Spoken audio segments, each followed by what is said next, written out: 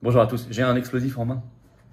Ce livre, professeur Raoult, qui vient de sortir là, ce 6 avril, une bombe. Vous allez voir, je vais vous en dire ici un autre son de cloche que ce que vous entendrez dans les grands médias. Il sort la sulfateuse professeur Raoult.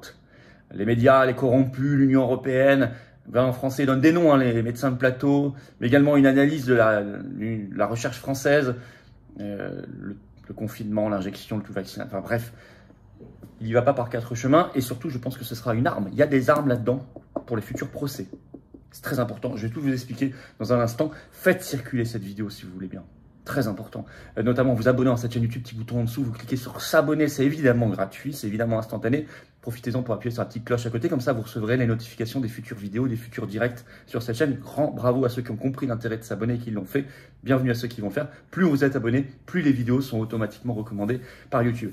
Je vais parler de direct justement ce vendredi 7 avril. On se retrouve à 19 h. N'oubliez pas hein, sur cette chaîne pour notre direct où je prends vos questions. J'y réponds en direct et vous me les posez. Et puis, on regarde l'actualité, celle-ci et tout le reste ensemble. Ça va être intéressant, je pense que ça va être explosif. Soyez au rendez-vous, faites venir du monde. Autre rendez-vous, le vendredi 14 avril, très important. Nous faisons un grand rassemblement de résistance à 9 h du matin, place du Palais Royal. Vous pouvez arriver à 9 h.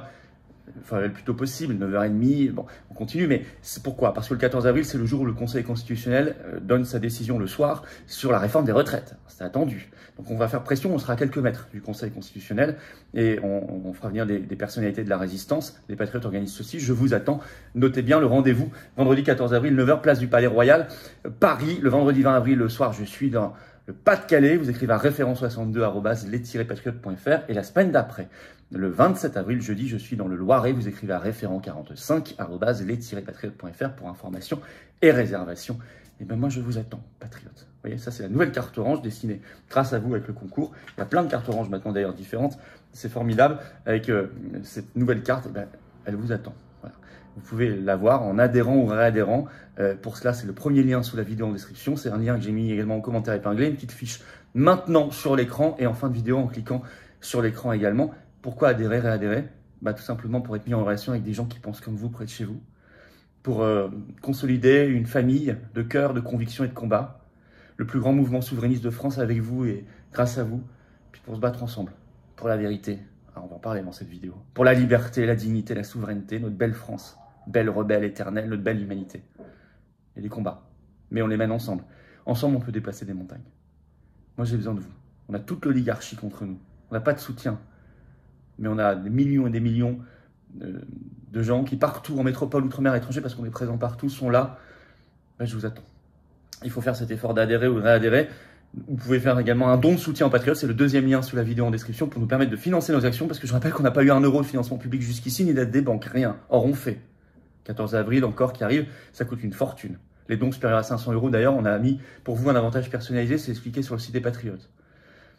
Mais si vous n'êtes pas là, si on n'est pas le plus nombreux possible, on ne peut pas y arriver. Par contre, si vous êtes là, si on est nombreux tous ensemble, côte à côte, unis, alors on fera tout.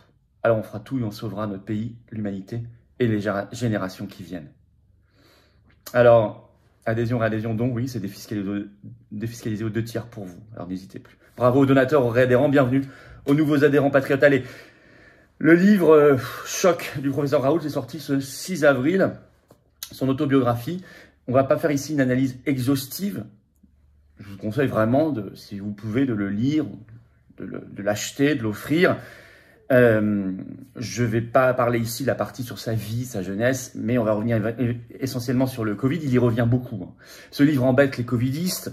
Oh, vous avez des articles fielleux qui commencent à sortir. J'ai vu ce 7 avril matin Radio France qui a fait un papier désagréable. Vous avez l'Express le 6 avril qui justement titre ainsi, écoutez, Covid, long et traitement, miracle, enquête sur les nouveaux Didier Raoult. Bon, ils essaient de le surfer à la fois sur la sortie de son livre et de le discréditer, bien sûr. Ce livre est sans langue de bois. On va tout de suite aller dans le fond des choses. D'abord, je vous citerai à chaque fois la page 131, un constat accablant sur l'état de la recherche en France. Et c'est très important. Il nous livre aussi ses analyses. Je vais vous citer un exemple. Voilà. Notre pays est donc aujourd'hui la 10e nation dans le monde pour sa recherche, un rang qui doit beaucoup à la taille de sa population de chercheurs. Mais si on rapporte ce nombre à la population globale, écrit Raoult, la France oscille plutôt, comme pour les chercheurs hautement cités, entre la 25e et la 30e place. Quant aux prix Nobel, ils sont évidemment très rares.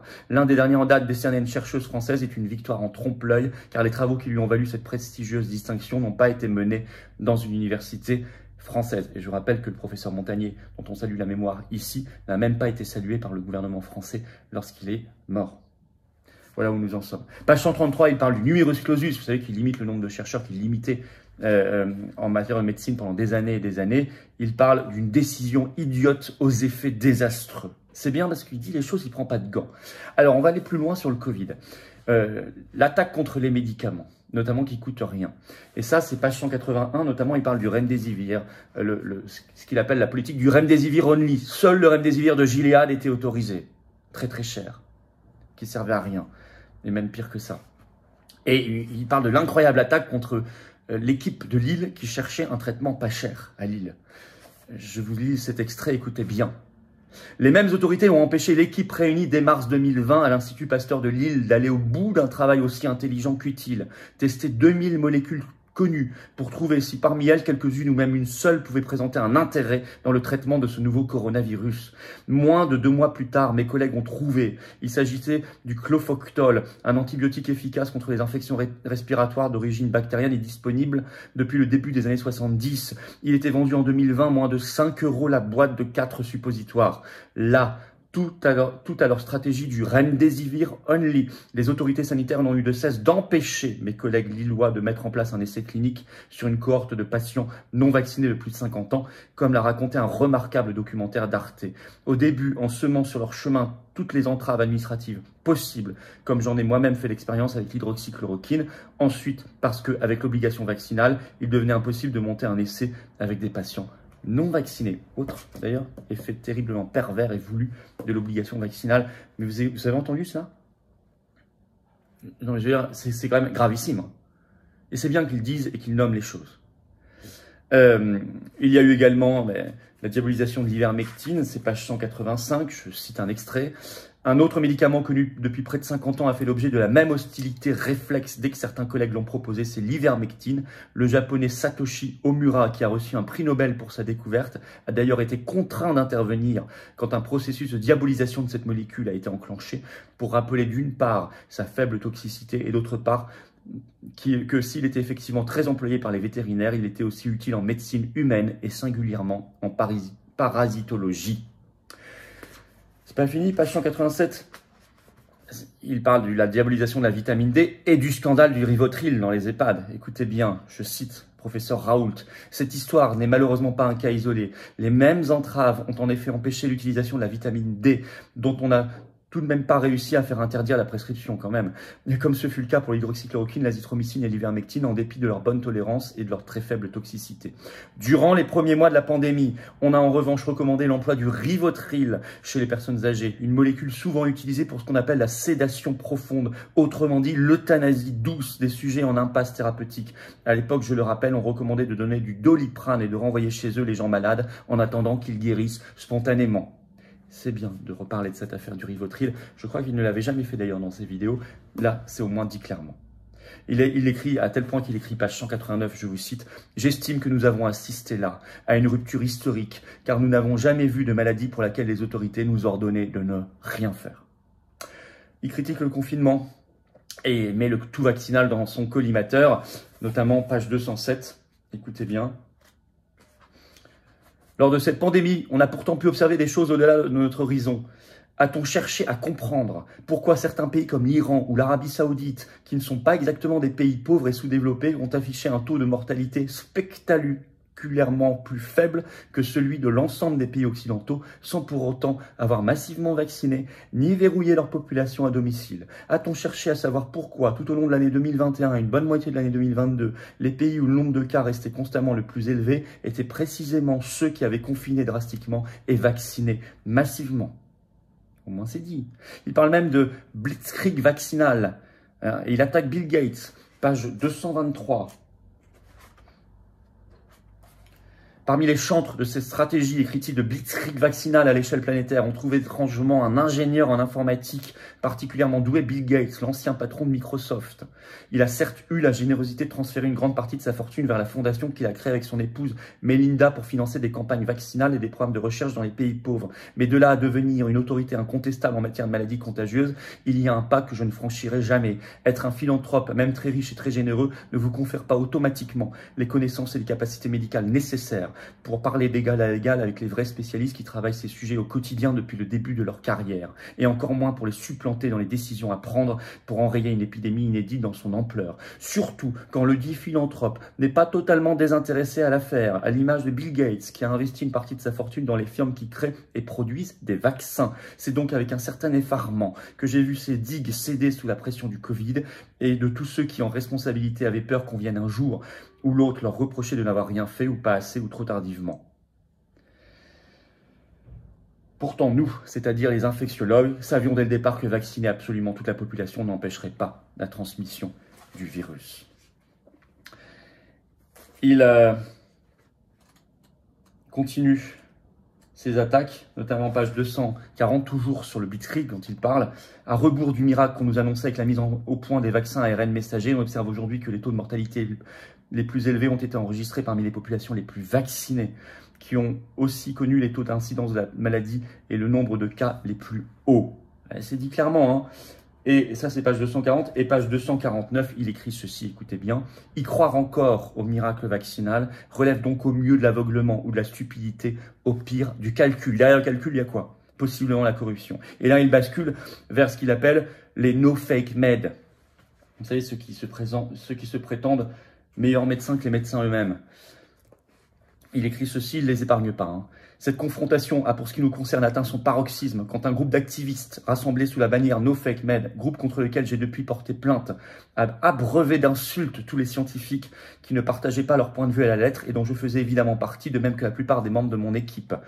Ce groupuscule aux méthodes proches de l'Inquisition s'est ainsi autoproclamé arbitre de la vérité scientifique et médicale, alors que ses membres les plus agressifs affichent un CV d'une grande médiocrité dans ce domaine, un palmarès proche du néant en termes de publications scientifiques. La doctrine qu'ils défendent bec et ongle contre toute évidence se résume en une phrase: les médicaments anciens et traditionnels sont irrémédiablement dépassés, doivent nécessairement être remplacés par de nouveaux produits issus de l'industrie pharmaceutique, avec à la clé des bénéfices évidemment considérable pour les patients, sauf que la simple observation des faits nous offre une autre perspective. Dans cette affaire, écrit Raoult, les seuls bénéfices considérables n'ont pas profité aux malades, mais bien à l'industrie pharmaceutique et à ses nouveaux produits. Et évidemment, vous comprenez qu'on va basculer vers l'attaque contre la corruption et les conflits d'intérêts. Et là, nous arrivons page 294-95. Il écrit, Raoult, « Je ne voudrais pas donner un peu plus de grain à moudre à ceux qui me taxent de complotisme, mais j'ai tout de même observé une chose troublante qui ne souffre pour l'heure aucune exception. Les collègues qui ont été les plus agressifs et les plus critiques envers moi, mon équipe et l'IHU dans son ensemble sont justement ceux qui bénéficient des financements les plus généreux de l'industrie pharmaceutique, qui n'a eu de cesse d'alimenter la haine à mon endroit tellement je représentait une menace pour ses affaires. Aujourd'hui, évoquer la corruption vous fait courir le risque d'être aussitôt étiqueté complotiste, mais les gens qui collent ces étiquettes manquent singulièrement de culture. Il suffit en effet de lire Plutarque pour savoir que la corruption était déjà un fléau chez les Grecs et les Romains. La cupidité est constitutive de la nature humaine, et seules les connaissances et la culture permettent de s'en abstraire. Et encore, il y a souvent loin entre les intentions affichées et les actions réalisées. J'en veux pour preuve le livre publié par Martin Hirsch en 2010, plus de 3 ans avant sa nomination à la direction générale de la PHP, qui était intitulé « Pour en finir avec les conflits d'intérêts ». Sabre au clair, il y stigmatisait les financements de l'industrie pharmaceutique dont bénéficient certains médecins et services de la PHP, sauf qu'une fois nommé à la tête de cette vénérable institution, il n'a jamais cherché à remettre en cause ces financements, dont le montant n'a même pas diminué. Faites ce que je dis, ne faites pas ce que je fais. Conseillait saint Matthieu dans son évangile, Martin Hirsch a suivi l'injonction au pied de la lettre. Il n'épargne personne. Conflit d'intérêts, les ignorants ont pris le pouvoir, écrit-il. Page 301 et 302. Dans cette affaire, les ignorants ont donc pris le pouvoir au service d'un faux progrès qui a battu, que dis-je, explosé le record de rentabilité jamais enregistré pour un produit de santé, un produit qui a pourtant échoué à infléchir la courbe de l'épidémie partout où il a été massivement administré et où il continue d'être administré et promu par les autorités. Un produit à propos duquel il était un temps impossible d'émettre la moindre doute sans être traité de charlatan, malade mental, traître à la patrie, anarchiste d'extrême droite ou que sais-je encore, et qui a permis de constituer des fortunes privées colossales avec de l'argent très majoritairement public, estampillé, quoi qu'il en coûte. C'est peut-être cela que je trouve le plus inquiétant pour le monde dans lequel on vit et les générations à venir. S'il n'est plus possible de questionner les choix les plus impactants pour la population, comment pourra-t-on empêcher les firmes dotées d'une puissance financière comparable, voire supérieure à celle des États, de décider elles-mêmes de ce qui est bon pour la population en fonction de ce qui est bon pour elles sous couvert d'une politique de santé? Si on laisse ce mouvement perdurer et s'amplifier, on prend effectivement le risque de vivre demain dans une société sous contrôle, sous surveillance, où la vraie démocratie ne sera plus qu'une illusion entretenue sur écran. J'ai envie de dire, on y est déjà. Hein. On y est déjà, bien évidemment. Alors, vous savez, il cite même des petits noms que vous allez reconnaître. Écoutez bien. Le professeur Raoult se livre à une attaque frontale des lobbies de l'industrie pharmaceutique, Big Pharma, comme il écrit, qui conclut, je cite cette phrase dans son livre, « La corruption est endémique, pas fantasmagorique ». Il distribue, ça c'est une analyse faite dans 20 minutes, des tacles à certains de ses collègues, dont Karine Lacombe ou Jean-Paul Stahl. Pendant que beaucoup de collègues faisaient de la politique sur les plateaux de télévision à Paris, nous avons continué à faire de la science à Marseille, écrit-il dans son livre. Ce qui est très bien, c'est qu'il rend hommage, comme il les appelle, aux résistants. Vers la fin de son livre, notamment pages 308 et 309, et ce sera mon dernier extrait. Je tiens d'ailleurs, écrit le professeur Raoult, à souligner que même si je n'ai jamais rencontré la plupart d'entre eux, tous ces résistants ont en commun d'avoir risqué beaucoup plus pour défendre ce en quoi ils croyaient, avec un courage magnifique qui leur a, je l'espère, permis de gagner l'estime d'eux-mêmes et de leur face à la lâcheté, et des leurs face à la lâcheté ambiante, à la peur qui gagnait le peuple. Une attitude qui démontre une fois de plus que pour s'accomplir, les hommes ont besoin d'être fiers de ce qu'ils réalisent et de le partager avec leurs semblables. Je trouve que c'est un magnifique hommage à la résistance et aux résistants pour conclure ce livre. Alors, je vous ai pas tout lu, il y a d'autres pépites dans ce livre. Vraiment, si vous pouvez acheter-le, lisez-le, offrez-le. Faites-le vous offrir, je ne sais pas. En tout cas, c'est un livre utile. Et en conclusion, je dirais qu'il faut le faire circuler. Faites circuler aussi cette vidéo, notamment vous abonner à cette chaîne YouTube. Appuyez sur le petit bouton dessous s'abonner. C'est instantané, c'est gratuit. Plus vous serez abonné, plus les vidéos seront recommandées par YouTube. Moi, je pense qu'il y a, vous l'avez compris, dans ce livre, des armes précises pour préparer les procès. Il y a des outils précieux pour les futurs procès qui vont mener certains au tôle, en prison, là où est leur place naturelle. Il faudra sans aucun esprit de vengeance, mais un esprit de responsabilité, avoir la justice. Et ce livre va être très utile pour cela. Voilà ce que je voulais vous en dire aujourd'hui. N'oubliez pas, ce vendredi 7 avril, 19 h, on est en direct ici sur cette chaîne. Je prends toutes vos questions en direct et l'actualité en direct. Soyez au rendez-vous, faites venir du monde, actualité nationale et mondiale. Le 14 avril, vendredi matin, 9 h, place du Palais Royal à Paris, grand rassemblement de résistance à quelques heures de la décision du Conseil constitutionnel sur la réforme des retraites. Notre devoir est d'y être. Notre devoir est d'y être. Et je vous attends aux patriotes. Voilà.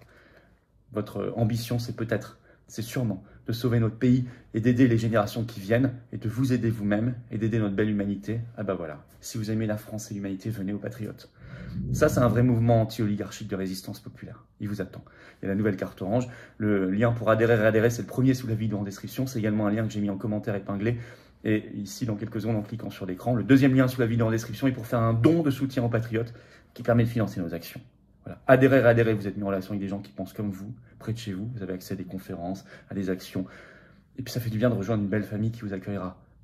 Bras ouverts, comme je l'ai été hier à Tours. Bravo aux référents, aux équipes. Et puis faire un don, ça permet de financer des actions. Manif, action coup de poing, comme on l'a fait devant Pfizer l'autre matin, affiches, tracts, etc., qui coûtent une fortune. On n'a rien d'autre comme source de financement jusqu'ici. Tout ça, c'est défiscalisé aux 2 tiers pour vous. Bravo aux donateurs, aux réadhérents, bienvenue aux nouveaux adhérents patriotes et vive la France.